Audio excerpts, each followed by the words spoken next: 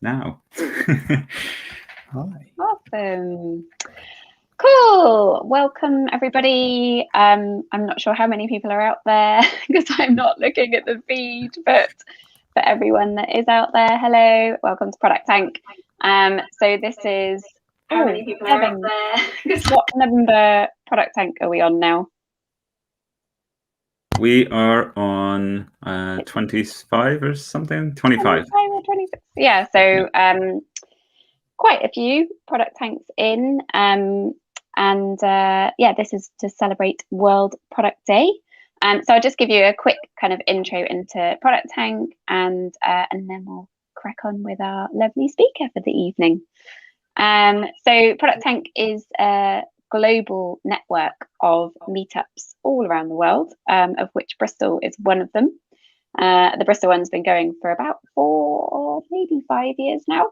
Yeah, there's loads of resources around all of the different meetups in all of the different cities. So if you want to check some of those other ones out, that's awesome. New York has some great meetups, for example, and most of them are virtual these days. So you can join most of them. There is also the Mind the Product Network, which is part of Product Tank. So they're affiliated. And you can get involved in all kinds of ways. So you can speak at a Product Tank. You can host or sponsor a Product Tank. So when we're back in physical doing proper IRL Product Tanks, we often visit lots of different businesses around Bristol, and people come and mingle and network there. So if you have a space where you want to host a Product Tank, then that'd be awesome. Get in touch with me or Irving. You can also write for mindtheproduct.com, and you can also become a member of Mind the Product, which gives you loads of access to really good product related content and other benefits as well. I've got a sneaky little announcement. I've got some of my trainings going live on Mind the Products membership portal in about 3 weeks, I believe. So yeah, there's some stuff coming from me up there too. Awesome. So yeah, it's cool. exciting. Yeah. Check it out. And I know that you've done quite a few workshops before at the conferences as well, haven't you? And they always sell out super quick and get great feedback too. So yeah, definitely a really good resource if you want to catapult is probably the wrong word, but supercharge, that's a better word. Supercharge your product career.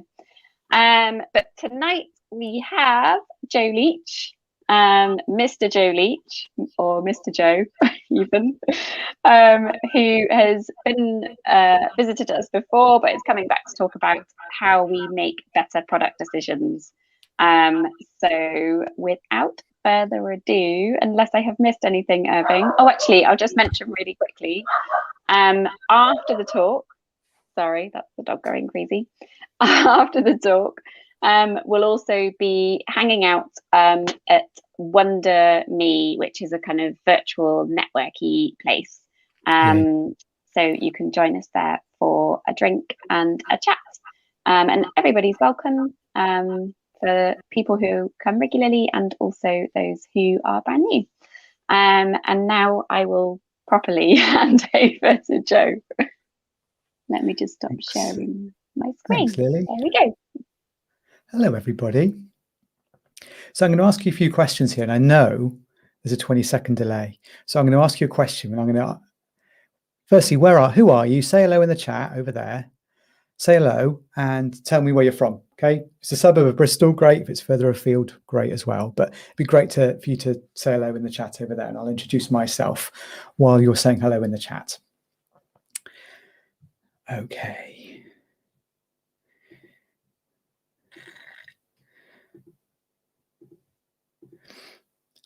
So, folks, welcome to my World Product Day talk for today, and I'm giving you a sneak, very early days look at a book that I'm writing, which should be out hopefully by the end of the year.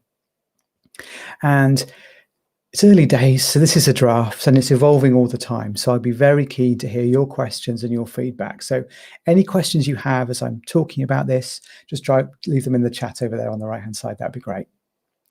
Okay, so folks, as Lily quite rightly said, I'm Mr. Joe Leach. Hello, nice to see you. You can call me Joe. We're friends. We've talked before. I'm going to talk to you then about this podcast that I host. So I host this podcast, and it's all around making better decisions. I coach leaders and teams, leaders and product teams from around the world.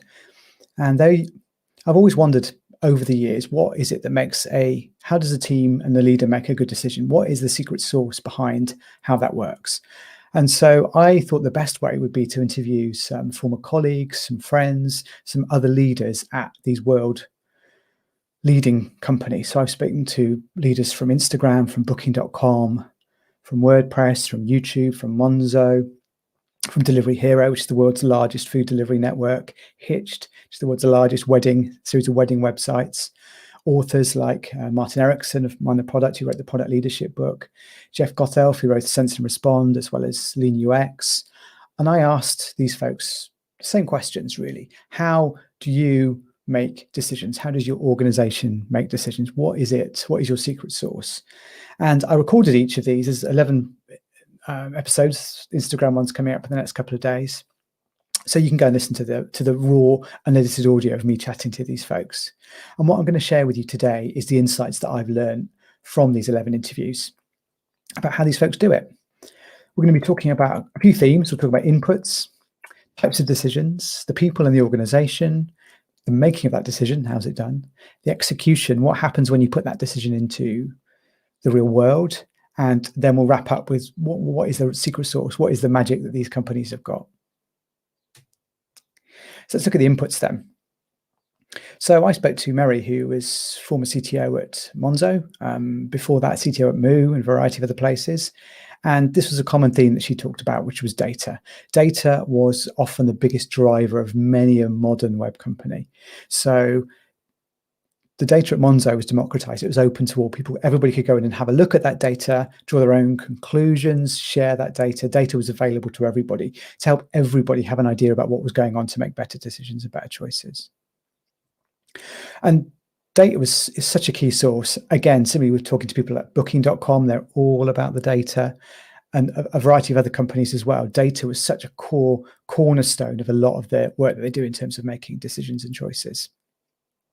You'll have to excuse me for talking a little bit more quietly today. My daughter, who's 4, it's her bedtime upstairs. So I'm talking a little bit more like this. I'm doing my kind of late night radio DJ voice. Okay. So Christian from YouTube. So I spoke to the research manager at YouTube, and Christian talked a lot about, as a research manager, getting the insights and the data to support decisions.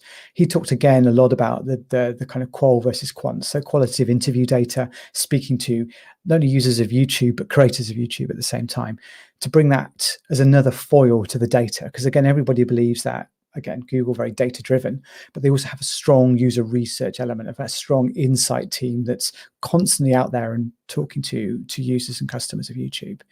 And so there's a balancing act then between that data and that user insight. And again, similarly, I've seen that companies that are extremely successful at making decisions have these two types of data point here.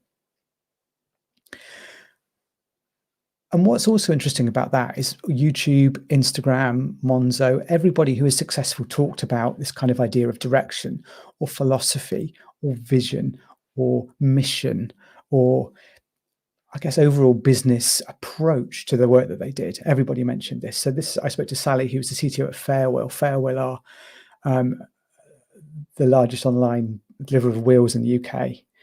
And what was interesting about the way she talked about that is this was the leading part of what they do, is that they lead with a company mission, and everything fits and sits behind that particular way of talking about things. Same is true of many of the other organizations who talked about that philosophy, data, philosophy, business insight, that kind of element. It was another key driver, business driver, vision, mission. And what was interesting about that as well is another key business driver was, of course, competition. And these folks talked a lot about competition, and I asked a lot about competition. And what was clear from a lot of the very, very successful businesses is the competition was a fact they looked at, but it wasn't something they overly obsessed about. they didn't focus on it too much. What was interesting about, again, companies that I've seen that struggle to make decisions is an over obsession with the competition. So this was Erin from, again, design director at WordPress. This is how she put it. I spoke to Selena at the Knot. So again, this is the largest wedding website in the world. And she had this great insight. They keep an eye on the competition. They think it was another experimentation platform, but the team's not very friendly and refuses to share the data. So always keeping an eye on what their team are doing. But again, they are thinking about what that means for them. What is the data they could be possibly learning from this? What is it that they're trying to do with the decisions that they're making? Sarvesh, who is product director at Booking.com, when we're planning to focus on the problem space, it's not the time to obsess about the competition. Booking rarely worry about competition. They focus very, very much more on the problem space and what's understanding what's going on there as well. Delivery Hero, at the large food delivery network, huge outside of the UK and US, biggest in the world. And if you feature chase, you'll always be behind. If you're chasing everybody else in terms of what they're working on, you're never going to be the successful company that you want to be. And so, again, these three were very much the drivers: business driver, data, and user insight and qual. But what was interesting is I heard about a fourth driver, which is something that companies you can either obsess too much about or not focus on at all. And that fourth thing is ideas coming from anywhere, or ideas that are generated from an instinct or a gut feel, or from people just having a kind of aha moment throughout the business. So Erin talks about WordPress. They've got this idea where they have this portal where anybody can suggest an idea for the product going forward. It can be anonymous if you wish it to be. You can add data points if you want it to be, but ideas are actively encouraged. And Tin from Instagram. So Tin was, again, product design lead for the Reels team at Instagram. And he talks about this balance of qual, quant, and intuition as part of that mix. They don't always have that data in terms of quantitative data, but you're basing it on a bit of research and a little bit of intuition. So that idea that gut feel and intuition is something that quite strongly drives the product ethos at Instagram. And so you kind of get this idea of what I've started to call the decision diamond, where you've got these 4 points of input to making any decision. And I wrote about this about 18 months ago now. And what's been interesting is I came up with this idea, this model of inputs. So this idea that if you're trying to make a decision, if you have 1 point on this diamond, like you have, for example, just gut feel or instinct, that's not going to be necessarily a good decision. If you've got 2 points on the diamond, like you've got gut feel and you've got user research to back it up, great. That gives you a little bit more confidence that that decision is a good one, or that choice is a good one. If you've got 3 points on the diamond, like you've got data to back it up, you've got user research insights, and you've got instinct, wonderful. That's sending you in a very good direction. If you can check off all 4 elements on this decision diamond, you know that that's a decision you should prioritize. That's an initiative you should follow. Everything is telling you this is a good idea.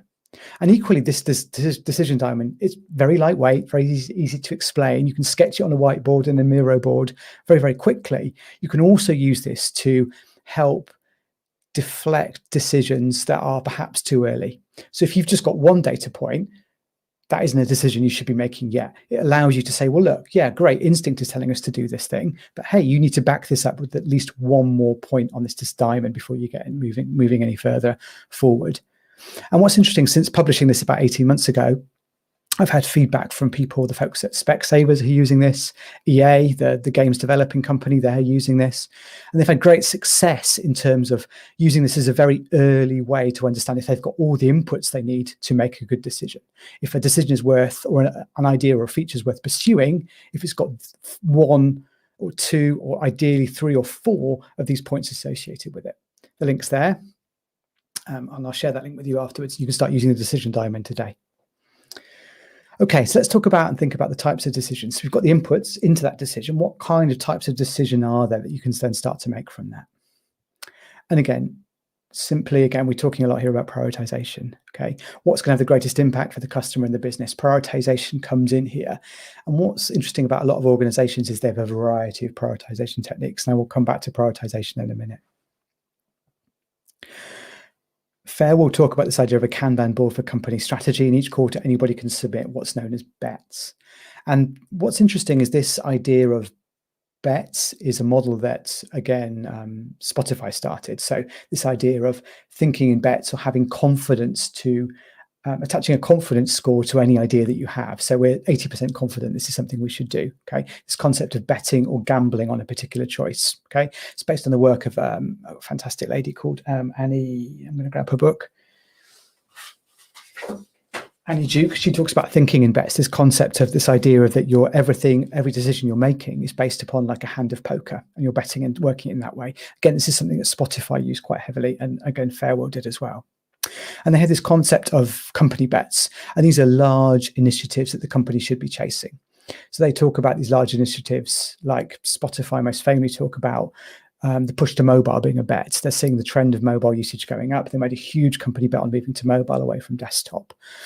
A company bet might be moving into a particular market or a particular territory. These are big ideas that push you into a certain direction. That's something the company's putting a lot of resources, time, and thought behind. They talk about this being a company bet.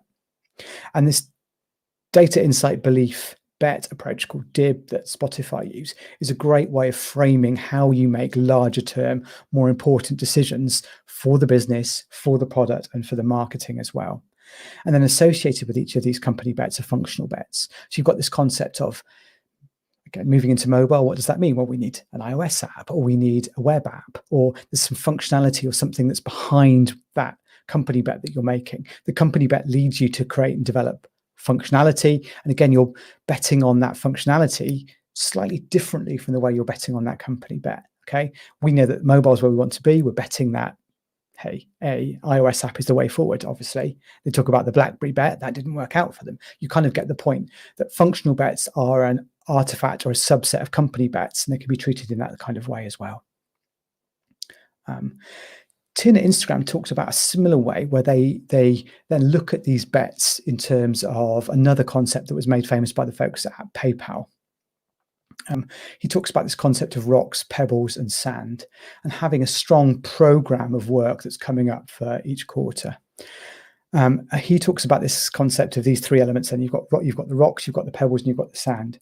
Effectively, what these three things are is the rocks, the large important things. These are the large company bets that you're working on. Okay, these are new products, new markets, new features. This is the big meaty stuff you're working on. Then you've got things like pebbles, which are additive features, like adding a new payment method or dramatically improving a feature that's already there. Okay, they are additive to everything that's happening.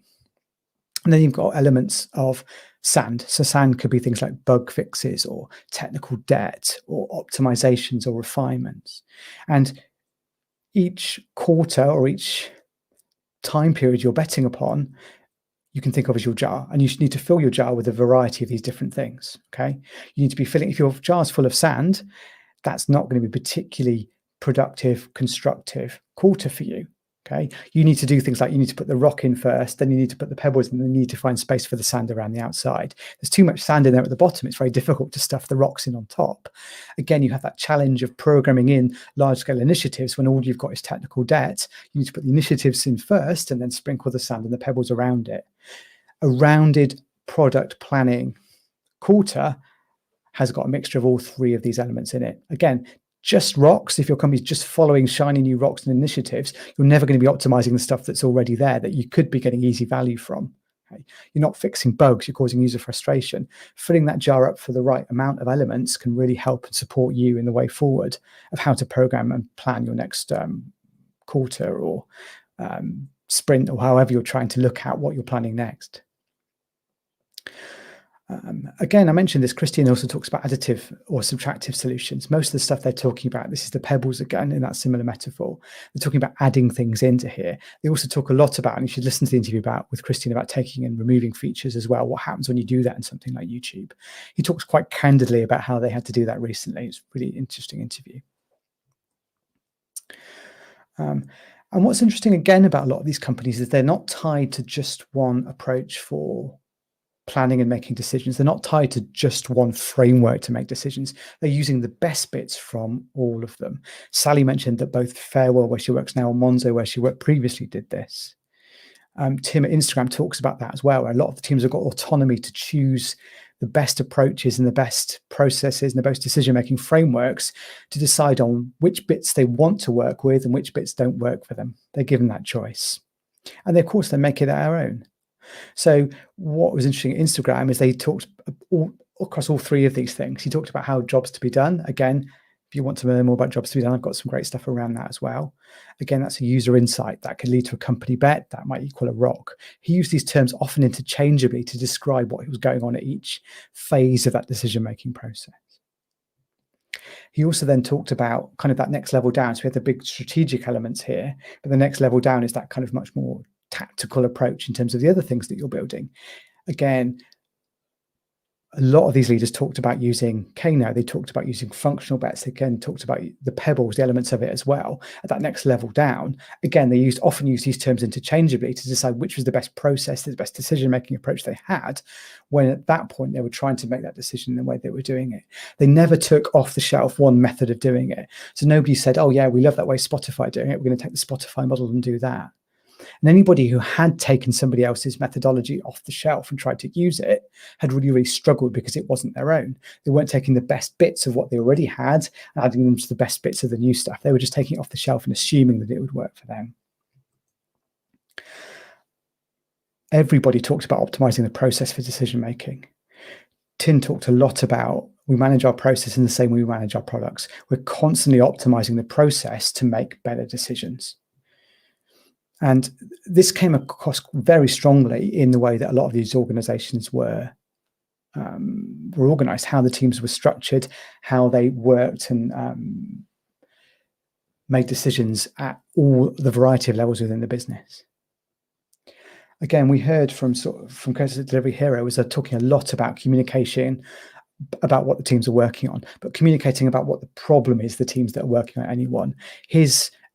Curtis talked a lot about speaking to his boss and his boss's boss and being very clear to everybody in the organization what his team were working on and why they were working on it at any one time. And Jeff Gothel talked a lot about when this didn't go so well and how a lot of organizations he'd worked with, he had to work with executives who'd been trained for 20 years to have all the answers, where they were effectively feature preaching ideas to the teams to say, you've got to build this for us, okay? When exec had been trained for 20 years and their MBA to have all the answers, and the reality is in modern product management and modern choice and modern decision-making, you need to empower the decision makers with all of the data that they need, not make that decision on their behalf. And this was often seen as being a weakness for many managers, that they felt in themselves that they should be making that decision themselves, they should have the answers rather than relying on their team to do that for them. Again, similarly, a good product manager needs to arm their boss with what they're working on and why they're doing it for when her boss asks. Always understanding and talking about what they're working on, why they're working on it, the problem, the solution. So rather than saying, oh yeah, next is the iPhone app, next is the Android app. No, we're working on this problem, which is going to drive this metric in this way.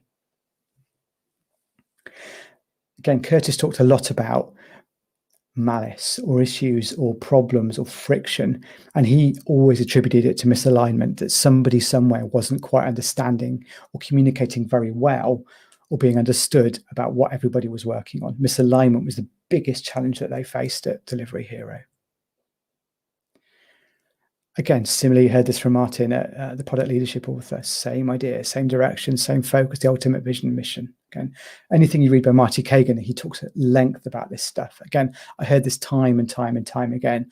If the organization is aligned properly, decision-making is a lot easier. All right, let's talk about making the decision. And what was interesting is Martin talked a lot, again, Martin is the chief exec of the minor product organization. He talked a lot about debating of prioritization frameworks. What do you prioritize? What does it work? He talked a lot again about this idea that it's less important than the results that come from it. The approach is less important than the results. Do we trust the results? Then great, maybe it's the right thing for us. So Selena talked about it from the not. Again, we optimize for decision-making rather than process. Decision-making is the key for them, not the process they go through in terms of doing it. Selena also talked about the quality of the decisions that she made as well and how they could better improve the quality of that. Okay, fuzziness is there. If she senses any fuzziness there, she sends them back to the start again to think about how they can better give the inputs to make that decision a little bit better at the start. Again, same with Sally at Farewell. Clear frameworks and a way to be confident in your decision, making clear principles of what you value. Those are the things that are really, really important. In almost, obviously decision matters, but It's almost about how much trust and faith and confidence you have in that decision is ultimately what drives success. It's confidence. If there isn't confidence across the organization in the success of that decision, it's not going to be a particularly high quality decision. I talked with Erin at WordPress about ideas that didn't see the light of day. And it comes back to that concept that maybe an idea is great, but maybe it needs 20 new people, 20 people team just to run it. That's not a great idea. And again, Erin at WordPress talked about this idea of the council who have ultimate sway over what gets built. And these are made up by the business, the product, the design, and tech. So 4 leaders that are there to drive that decision-making process at a higher level within the organization. Again, overthinking being a real problem. And Selena talked a lot about pushing decisions further down the line and suboptimal decision-making. Decision could be as good as it is now, but you're not acting on it. Why not? Take some time to think about it. Don't rush into something, okay? You can kind of see this stuff behind me here. I'm an advocate of going slower and doing things properly. I'm not going too slow, but that idea that you need to spend your time thinking about bigger decisions rather than rushing into them too much. All right, let's talk about execution then.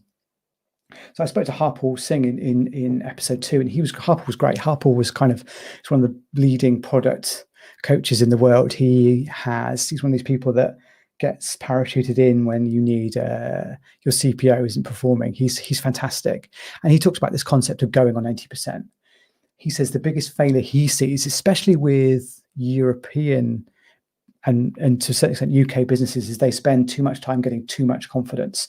They should go on 80%. They shouldn't wait for 85, 90, 100% certainty. Go on 80%. That's the point to go. If you're not going then, hey, there's probably something wrong with your decision-making process. And then once it's out there, Jeff talked about this being a continuous conversation with the market, this idea that once a decision has been made, you need to be getting that iterative feedback and having that conversation with the market that's out there as well.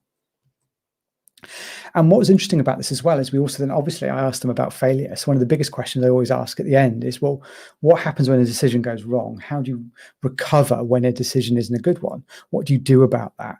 And I think it was interesting that the organizations had a very clear process, idea, terminology for when things go wrong were the ones that were most successful. They could learn from their mistakes and move on. Harpal talked about the fact that 10 to 15% of new features will fail. That's normal. That's expected. And what's interesting about this number, 10 to 15%, is every time I talk about this, everybody disagrees that that number's wrong. What's interesting about that is a lot of people disagree it's too low, and a lot of people disagree that it's too high. What's interesting, there's a certain volume or number of failures that are out there in terms of that, and you've got to accept that failure is going to happen.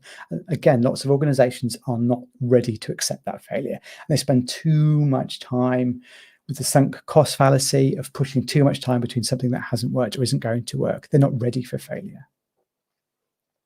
Sarvesh talks a lot about failure at Booking.com, and they've again got a process for this stuff as well. Experimentation is in the DNA at Booking.com. They learn from their failures. There's value in what doesn't work. They can see the benefit of understanding and learning that. So rather than playing lip service to the fact that, move fast and break things, that's great. If you're not doing that, you're not failing fast, you're not winning or succeeding. Putting it into practice is this idea there is value in what doesn't work, and that's got to be felt at all levels of the organization. Otherwise, there isn't that value in that. There is blame. There is a culture of people not wanting failure. I see this a lot. Again, my regrets have to do with assuming too much early on and not recognize if we ship a V1 of something, the best thing that could happen. And I love this quote. Selena talks about this idea. If you ship something out there, the best thing you can hear is loud consumers going, this is not good enough. This needs to be better. The worst thing you can get is like a shrug from the market. Don't care. The best thing you can hear is, this is not good enough. This needs to be better. That tells you you've got product market fit for that feature, for that idea, for that decision. You need to pursue it more. What I really liked about the interview with Tin is he talked about this concept at Instagram of unshipping, where they are open about unshipping ideas that don't work. So much so that the CEO often talks about, you can go and see there's quite a few videos of the CEO talking about unshipping features that Instagram have put out there. And it's okay to do that. Okay. The core of Instagram is the simplicity of what they're trying to do. And when they feel that simplicity isn't there, they will take things away. They will do that subtractive element that Christian from YouTube talked about earlier on, where they'll take away features, they'll take away ideas, and that's okay. Okay. Of course, when you talk about the levels, and I have a great conversation with both Christian at YouTube and Tin from Instagram, what happens when 0.11% of people are not using your app anymore? Well, that's a huge number of people. That's millions of people that are relying on a feature that you might be taking away. They talk a lot about how they go for that process of taking something away that potentially millions of people are still using in, day out. They have to have a process for doing that. They have to have a way of talking about this, because again, it's not like 2 or 3 or 4 people using that feature. It's 2 or 3 or 4 or 5 million people using that feature. Fascinating way to think about how they talk about unshipping things, and having a verb to talk about unshipping and having their own way of talking about it normalizes it. It makes it okay. It makes it acceptable. Really useful way of talking about things. Okay, so finally, and what is the secret sauce? What is it that defines these companies? All right, they have, number one, they balance their inputs. They balance their inputs for that decision making. They need at least 2, 3, 4 types of inputs to get there. They strongly define the problem, and they don't have a necessarily a formalized way of doing that. They take the best bits from all of the best approaches out there, and they create their own process for doing that.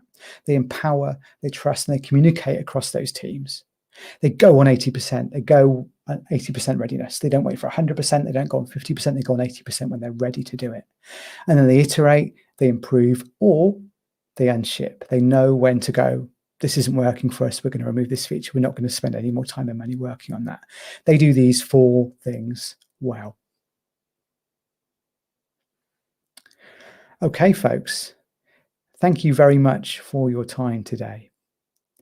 You can listen to all of the podcasts behind this deck here, all of the quotes, listen to in-depth product leaders talking about all of this stuff at mrjoe.uk/pod. The book on this is coming later this year. I'm writing at the moment. Follow me on LinkedIn, follow me on Twitter, stay in touch. Thank you very much, folks. Any questions?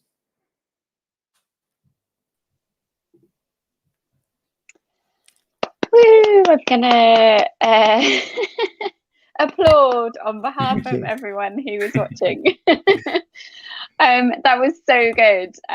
It was so funny because normally when I'm listening to a talk, I'll like rack up a list of questions to ask at the end, but every single question that I had, you pretty much answered in later on in the talk. So I absolutely loved the simplicity of it and the flow and the content. So very nicely done. Thank you, Lily. Sorry, Evan. I was going to put up the question from the YouTube chat on the screen.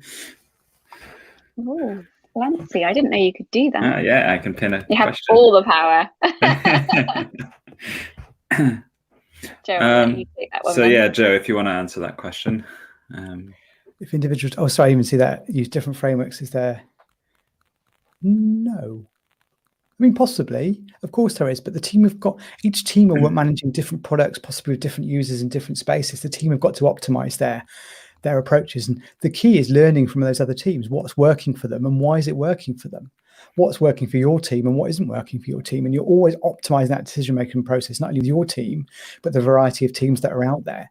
So you're almost, I know, running a series of A/B tests with product prioritization techniques. Is you've never got the best one. You're always improving that product in that process in the same way you're always improving your product. I see there being an advantage to it, definitely, because it opens you up to more ideas and better ways of doing things. Again, if teams are too dogmatic and just use one framework, SAFe, for example, they're never going to be successful. They're never just going to learn. They're never going to iterate. They're never going to be great at what they do. They'll always be average. Joe, you covered so much good stuff in there, but what kind of sense did you get from the people that you spoke to around who was getting involved in making these decisions at kind of various different levels? Yes, good choice. So it felt like the bigger things, that sort of choices was being made often by that committee, that element of that, the lead business person, the lead product person, the lead tech person, the lead design person. There's either 3 or 4 people on a council that are making decisions larger scale for that business. And those 4 people, depending on how large the business might be, it depends how many product units they're responsible for. But typically there's 4 people at that level making choices or prioritizing what's coming from the teams below them. So again, either setting vision at that level, either setting mission statements at that level or higher, but they're often prioritizing, looking at what the teams are working on below that. A good episode to learn more about this is the one I talk about with Delivery Hero, which is Curtis. He's responsible for, or working with around 100 teams internationally that are delivering products around the world. He's got to help them prioritize what they're working on, what's centrally built, what's built in each of the individual markets. So he talks a lot about how this can work.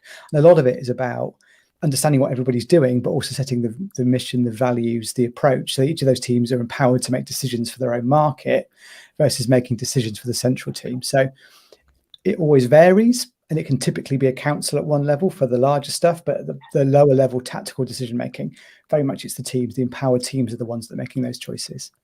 I think it's really interesting because you want to empower your teams. So, and because they're the ones on the ground, often gathering or analyzing this data and kind of understanding the challenge more, there's a real kind of dichotomy around should they be making the bigger decisions as well, but maybe with the support from leadership, or but I understand, in some cases that just doesn't happen because those decisions are often more around the strategy rather than if they're coming from if it's coming from a company bet or a large scale company choice, then that makes sense. There's clearly thoughts been put in up there, but it depends how that company bet has been put together. If it hasn't been put together from a ground up approach where customers have been talked to, there's been research done to prove that thing. If it's just too top down, like the boss was playing golf and thought it was a great idea, that says something about the organization as a whole, not necessarily about the decision-making process as a whole as well, if that makes sense. So you're right. I think the best decisions come from a mixture of top-down strategy and bottom-up insight. That's where wherever that middle is where they meet. That for some decisions that might be higher up, for other decisions that might be down at the team level. But there's not a dogmatic approach as to how that can work. I think the most successful teams are the ones that are adapting to that. Definitely. Yeah. And I suppose, I know we've got another question, but on the sort of flip side of that, if you have quite junior or inexperienced people on the ground, as it were, then they will definitely need the support of the leadership team in making those decisions. Definitely. And Curtis again talked about, and Harpal Singh talked about this as well, is that some teams, absolutely, they are completely autonomous and they are high performing. Some teams are not. Some teams aren't ready to do that yet. Maybe they are, the mixture of the team's not right, maybe the PM isn't experienced enough, but some teams yes, some teams no. It's not like you say to all of your teams, right, you're all empowered now. It's a gradual thing, and empowerment means different things to different teams because of the way that they perform. It's not like there's one absolute perfect way of doing it. And it's funny because even before we actually started streaming, so both myself and Irving have recently started new roles, and you end up going, how long do I leave it before I start making decisions? Like, how much information do I need to have consumed and properly absorbed before I actually feel like it? And that's where I think the sand and the rocks and the pebbles really comes in handy, because you can start with the sand quite easily because they tend to be sort of small, low risk, making things move forward, and then build up to the other stuff. Should we put that question up? Yeah, there's a question from Rami. Hi, if I have a problem with working with my team and didn't accept the new tools, technology to use in work, what do I have to do with them? You need to fire them all, Remy. I think that's the easiest thing to do, and that's I'm joking. Why didn't they accept the tools? There's clearly a reason there. Why? It's a conversation. If it's your choice of the tool, nobody likes having a tool thrust upon them if they're not comfortable with using it. Maybe they're happy with what they've got. You've got to understand with what works now and what doesn't work, and take the best bits of what's working now and integrate that with your tool or process that's new. You can't wholly come in and go, right, it's Monday, we're doing jobs to be done from now on, team. Okay, we're going to throw out OKRs and whatever else we were using before, we're using this from day one. You wouldn't work like that. You take the best bits from what's working now. You look for the weaknesses in the process and the decision making. You optimize your process. You take the best bits from all the other things that are out there and use them. You don't wholeheartedly, I'm going to mix my metaphors hugely here, you don't wholeheartedly drink the Kool-Aid and put all your eggs in one basket. You don't. You take the best bits from everywhere, all the processes, and you work out your own. You work with your team to come up with the best process. It's not a top down, this is the process, folks, this is the way we're doing it. You've got to all agree to it, all buy into it, and all trust that process for it to work. If people don't trust the process, they're not going to use it. I think another thing on that point as well is that I find if you're introducing new ways of working to your team, sometimes people respond really badly to change. And if you can really handhold them through that process and give them a really good reason why you're doing it and what you're hoping to achieve, and kind of take them on the journey with you a little bit as well, then hopefully that might help, and try not to change too much in one go. Maybe just sort of nudge them in the right direction, because some people just, I mean, I love change. So if everyone's like, let's try something new, I'm like, yeah. But there's lots of people who are like, what are you doing? Everybody is like, people like change when they've had a good night's sleep. People don't like change when they haven't had a good night's sleep. It's like there's so many factors at play. It's got to be a general consensus driven thing to change something. You can't just dictate change, because that's never going to go very well. I had a question, Joe. You talked about some of the people you interviewed. They were okay with rolling back big features, or going back and preserving that core thing. Do you have any tips on how to kind of decouple the actual outcome or the output of that feature you built from the actual decision making process? And you could have gone through and this feature kind of either flopped and was terrible or was good, but how do you your decision making process for both of those things was probably good, right? And you don't need to change anything. Or equally, it could be a terrible decision and someone just woke up and said, we're going to build this, and you built it and you hit a home run and it was great, right? Yeah. I mean, that's why I kind of like the thinking in bets framework again, because it talks about this idea of confidence. And if you've ever played a hand of poker, all you can see are the cards in front of you. You don't know what cards are hidden on the table. So you're only making the best choice based on the data that you've got. You don't know what those cards are going to be. Okay, you don't, and you can't. And that's how to think about decision making, is you only can make the best choices you can based on the information you've got. You don't know what's out there. You don't know. Okay, and that your competitors have a much better hand than you, that's luck. Okay, and it's going to your feature could equally fail. You don't know what that other hand is. You have an 80% confidence, but there's still that 20% chance it's going to go wrong. Okay, you've just got to analyze at that point, well, what do we do wrong? What could we have done better? And a lot of the time, and what's interesting, Selena talks about this at the Knot, is things just do go badly, and that's nobody's fault. It's just the market wasn't right, or a competitor did this. You just didn't have all that information when you did it. Right. It's analyzing that failure, but not blaming yourself and thinking back and looking, because hindsight's a beautiful, easy thing to use. But actually, if you're making the best choices based on the information you've got right now, that's the best you can do. And things are going to fail. Of course they are. Yeah. I think one of the other things that's really interesting about decision making is when you are looking at data, but nothing is giving you an indication either way.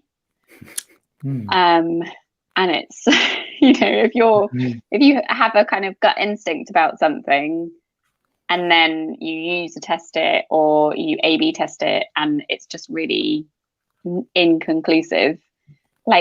Did anyone kind of talk about that in there when you were interviewing them? I think it's back to that decision diamond. If you've just got 2 data points, if you've just got instinct and data, that's 2 points. You need to do some user research to understand what's going on. You need 3 things. Or you need that the 4th idea that there's a strong business reason why this should work for us. So the more inputs you've got and the more variety of them, the better it's going to be. If you're just relying on data and instinct, you're going to be successful 50% of the time, if that makes sense. That diamond helps you decide if you've got enough inputs to know if you're doing the right thing. And the more inputs you've got, the better and the more successful the decision should be. What about the length of time it takes to make a decision? Because you kind of you mentioned a few times, like, take the time to do the research, to do the thinking, but surely in some situations, there's a saying, I think, about how a decision is better than no decision. Yeah, sometimes it depends. Again, if you think back to that rocks, pebbles, sand, absolutely, yeah, we need to fix that bug. Done. Easy decision. Pebbles, yeah, we need to introduce this new payment method. Great, that's an easy one. The rocks are the ones where you need to spend the time. The big, large decisions are the ones you need to spend the time and effort getting right, because there's a lot of money, time, and effort behind them. You need to take those a lot slower. You can't go in and say, right, we're going all in on this thing right now without putting that effort in to make sure that's a good decision. And the companies that are unsuccessful at the big decisions are often because they've just made too many large decisions too quickly with not enough insight. And I've got experiences of that, and I'm under NDA for a few of them, unfortunately, but I'd like to share them. And the big rocks of the problem is and if you sunk that much time and effort into to building something, and the insight hasn't been there, the sunk cost fallacy is even bigger, and you chase that improvement all the way, often too far. So I think definitely make slow decisions when it comes to rocks. Don't make slow decisions when it comes to pebbles and sand. Don't make those much faster. I think what's interesting about what I've learned is that not all decisions are the same. There's no one perfect framework for making all decisions. You've just got to understand what that decision is. Is it a rock? Is it a pebble? Is it sand? That's a simple way to think about how much effort you should make and time you should put into the decision-making process. Cool. There's another question there from Rami. So, how to make changes with them if I have the knowledge and know the change can save time and money for the company and the team? And Rick's already chipped in with some advice there of let them just think it's their idea. Definitely. If you've got the knowledge and you've got the change that can save time and money, then do it. If you've got more than 3 points, if you've got at least 3 points on the decision diamond, do it. Absolutely. If you've got 4 things, if it's saving time and money, then 4, just do it. Ask for forgiveness, just get on with it, rather than asking for permission for some of these things. And again, it could be that communication is what you need to work on. Is that it sounds like communication might be the key to unlocking what you're trying to do. Is how can you better communicate what you're doing and why you're doing it, and that element of support will come from the bosses and from your team. But communication sounds like it could help there, perhaps. Absolutely. Joe, thank you so much for joining us. It's been really lovely having you visit us. So if anyone would like to hang out with myself, Irving, and Joe, we will be at the wonder.me event shortly. We put the link in the comments, and we've also put the link in the meetup comments as well. So, and you should have it in your email if you signed up. Cool. Thanks very much, Joe. Cool. Thanks, everyone, and thanks, Joe. See you next time, folks. Bye-bye.